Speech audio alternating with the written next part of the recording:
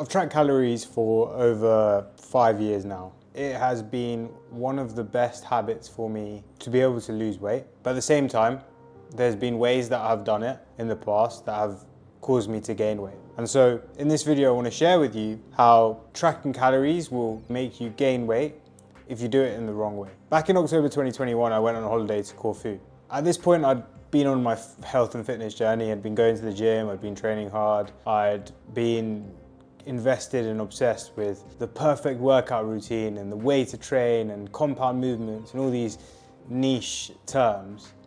And I had made lots of progress, but I hadn't still achieved that lean, muscular physique that I really want. That's, to be fair, the journey that I'm on now is to actually go and get that physique and maintain it. But on this holiday in 2021, Corfu, me and my family are there, we're having an amazing time out there. When you go traveling, it does give you the space to be able to reflect and ponder about things. And my brother at the time, he'd also been on his own health and fitness journey. He'd hired a coach, but he'd been bouncing around the same 5 kilo mark from about 58 to 63 kilos for a while now. He'd keep going down to 58 kilos, grinding hard to get there, and then he'd bounce back up. And for him at the time, he was really invested and he really wanted to achieve the leanest physique that he'd ever achieved before. And when he first signed up to this coaching program, the initial goal that he set for himself was, I'm going to do a photo shoot. At the end of this holiday, after pondering for some time, he'd booked in the photo shoot and he was like, yes, I'm gonna do it. In 3 months, he's gonna work really hard, get into the leanest shape that he's ever been in his life. And at the end of this period of intense dieting, he would do a photo shoot to document this whole journey of his. He's done a great job. He himself lost 20 kilos. He was a big guy growing up. We both were. And so this was a momentous occasion for him to be like, yes, like I'm this new person now. And I think for anyone that's on this journey, it's a great way to celebrate success. And so at the time, I was like, yeah, great. I'm gonna use that as an opportunity, having him in the house, being super disciplined, to get really dialed in with my training and my nutrition. And so for 3 months, pretty much, I was so consistent with my diet, maybe even more consistent than my brother. I was tracking my calories. I would even put the barbecue sauce on the scale and measure how much I had, and my dad would look at me like, what the hell are you doing, bro? I was like, I need to do it. I need to be on track. I don't do that anymore. But I basically trained so hard for this imaginary shoot that I had in my head. Like I wasn't even doing the shoot, but I just prepared so hard. I remember once I went to a social event with my family, and obviously my brother was preparing for the shoot, and he was like, okay, I'm gonna eat afterwards. And I was like, nah, let's both take food. And I didn't even need to, I could have just eaten the food at the social event, but I took food in a Tupperware, put it on a plate. I think my uncle was sitting at the table and he was like, what are you doing, bro? And I was like, I'm on track with my diet. But yeah, that was like the level of obsession that I had at the time. And to be honest, like in some ways, I'm pretty proud of that period of time, because I think that period of time where I was so dialed in, I was waking up at 4 a.m., I was training hard, I was walking every single day, at least 10,000, maybe even 12,000 steps. I was doing cardio, I was eating religiously well. Like, I had such a disciplined lifestyle at the time that I think it has set me up now where I can harness that ability to be disciplined. I know I have it within me. And so in some ways, that period of time was awesome, because it was like being in this discipline camp where I just learned how to be disciplined. And prior to this moment, or prior to this time, yeah, I'd been on my health and fitness journey for a year or so, but it wasn't as disciplined as it could have been. And then before that, I was just a bit of a degenerate, to be honest. Yeah, it was just like pissing about. So this period of time was really transformational for me, because in my head, I was becoming this new person, but it was also really obsessive. It was really restrictive. An example of how restrictive it was is that I would cook my own food before my parents came home, because I didn't want to eat their food, because I thought it would take me off track with my goals. And their food wasn't even that bad. Like, they were cooking at home, they were making, my dad makes kidney beans curry, and my mum makes various other foods like fajitas and stuff. It wasn't bad food. If I went back home now, I'm happy to eat it. I just figure out a way to make it work with my macronutrient goals, which is, I think, the best way to do it. But at the time, I was just so obsessed. I had this all or nothing mindset. I was either all in or all off. And this all came to a bit of a climax, I think about 2 months in November, where I went to this 60th birthday party. And at the 60th birthday party, it was my auntie's. There was a food called masala dosa. It's an Indian food. It's like a savory pancake filled with potatoes, some dal and some chutneys on the side. And I was like, bloody hell, like, how am I going to track this into MyFitnessPal? It's going to be difficult, isn't it? And so I was all right. I figured out a plan. I was like, I'm going to have one plate, no dessert, stick to that. That's like the strategy I use. When I'm going out, if I'm really trying to lose weight, if I'm trying to dial in, I just have one main meal and that's it. So I went in with that strategy and it was a good strategy, but there were cupcakes. And I don't know what I'm like, but I love sugar and I'm quite addicted to it. I basically had one cupcake. But then at that point, I thought in my head, I was like, oh, fucked it now. I've gone off plan. And at that point, I was like, oh, might as well throw that in the bin. So I had another one, and I had another one, and another one. I think by the end I had five or six cupcakes. And I had so many cupcakes that my auntie, she was like, oh yeah, do you want to take some home? Because she thought I just liked them a lot because they were that tasty, but she didn't realize that was the start to my binge restrict cycle. I used to do other things, like I'd track my calories throughout the day and I'd restrict so hard. So I'd have a really light breakfast, maybe just a protein shake. And then for lunch, I'd have an egg white omelette with spinach and mushrooms, which is again like 200, 300 calories, really high protein. And then at dinner, I'd have this massive feast. So I'd have a big main meal. And then for dessert, I'd have this dessert bowl, right?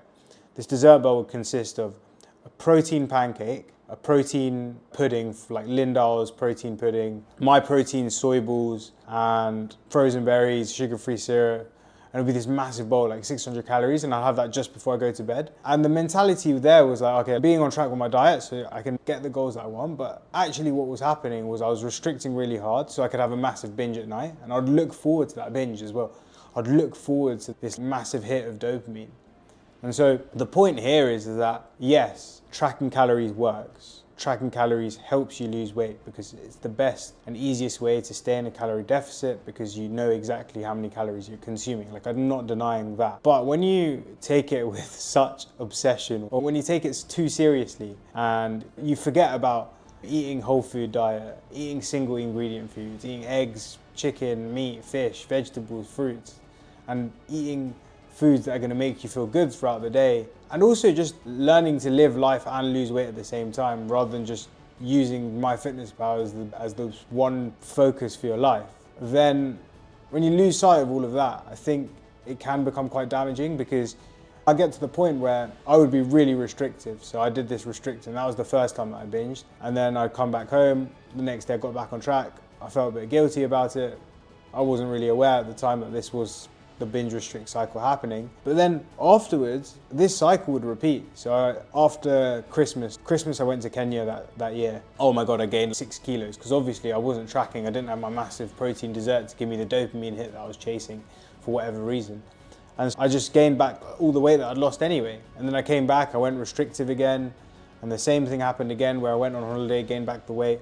And I did that for 2-3 years. And only now, like, I've realized that, oh my God, there is no hacks to this. Yes, tracking calories works. Tracking calories will allow you to lose weight, but just don't lose sight. It is not the be all and end all. Still remember that the reason why we go on this journey is, yes, to lose weight, but it's also to become healthier and to become fitter and to get stronger and to perform better in life and to have greater clarity of mind and to sleep better. And so if tracking calories is the only thing that you're gonna focus on, then it's a recipe for disaster because calories is not the be all and end all. And there is other things that are important that are gonna help you towards your goals. And going on this journey, yes, tracking calories will take you one step there. But if you become so fixated on that, it will actually take you 10 steps back. It did for me anyway. There is a continuum that lies between accuracy and flexibility. On one end of the continuum, you have accuracy, and on the other end of the continuum, you have flexibility. Now, the more accurate you are, the more progress that you will make. However, the more stressed you will be. Because if you say to yourself, I need to eat 150 grams of protein, 50 grams of fat, and 200 grams of carbs every single day, bang on the dot, that goal and needing to tick those boxes is gonna create loops in your head that is gonna make you feel overwhelmed. And eventually, because you're aiming to be 100% accurate, the stress will make you crack and you'll end up giving up on your diet. On the other hand, you have flexibility. Now, flexibility is, the more flexible you are, the less progress that you'll make. However, the less stressed you'll be because you're allowed to be flexible. And so you're less likely to throw away your diet. However, if you're way too flexible and you just say, I can eat anything, then you probably aren't going to make that much progress. And so the point here is that with calorie tracking, it's important to find a balance between accuracy and flexibility, because you don't want to get so stressed about the calorie tracking that you end up failing on your diet, but you don't want to be too flexible that you don't end up making any progress because you're eating too much food. And so I think the way to manage this is to do flexible calorie tracking. And so what I mean by this is track all the time, track everything that you eat, 100% of the foods.